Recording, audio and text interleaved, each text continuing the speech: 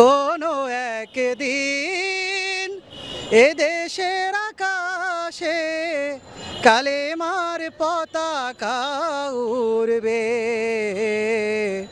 সেদিন সবাই খোদাই বিধান পে দুঃখ বেদনা ভুলবে। এই বাংলার জমিনে কোরআনের শাসন এবং সৎ লোকের হাতে নেতৃত্ব যেন তুলে দিতে পারি, আল্লাহ আমাদের সেই তৌফিক দান করুক। আর সেই সাথে সবাই কাঁধে কাঁধ মিলিয়ে এই বাংলার জমিন থেকে যত স্বৈরাচার আছে তাদেরকে যেন বিতাড়িত করতে পারি, আল্লাহ আমাদের সেই তৌফিক দান করুক। এখন নির্বাচন তো 2014 সালে হইলো, 18 সালে হইলো, 24 সালে হইলো। নির্বাচনটাই যদি সমস্যার সমাধান করতে পারতো তাহলে তো 14, 18, 24 সালে নির্বাচনই সমাধান হয়ে যেত। তাহলে তো এই 25 সালের এই আগস্টের আর দরকার ছিল না। 5ই আগস্ট যে পরিবর্তন হয়েছে, এই পরিবর্তনের উদ্দেশ্য হচ্ছে যে এই সমাজটা নিরপেক্ষভাবে প্রতিষ্ঠিত হবে, ন্যায় ইনসাফপূর্ণ সমাজ হবে এবং এখানে এমন একটা সরকার প্রতিষ্ঠিত হবে যে সরকার ফ্যাসিবাদ হওয়ার কোনো সুযোগ থাকবে না।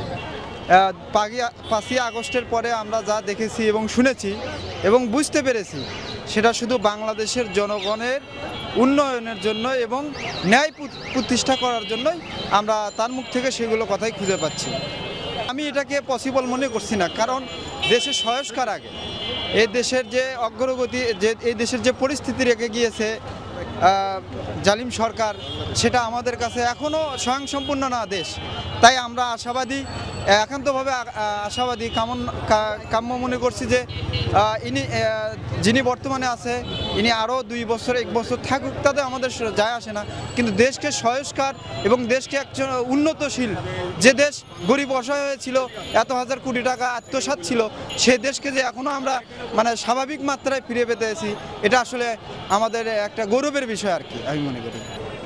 নির্বাচন এই মুহূর্তে এইরকম পরিবেশে নির্বাচন এখন সুষ্ঠু হবে না। জামাতের আমির যে দাবিগুলো দিয়ে দিছে, সেই দাবিগুলো যদি এই সরকার যদি মানিয়ে নেয় তাহলে সুষ্ঠু সুন্দর নির্বাচনটা হবে।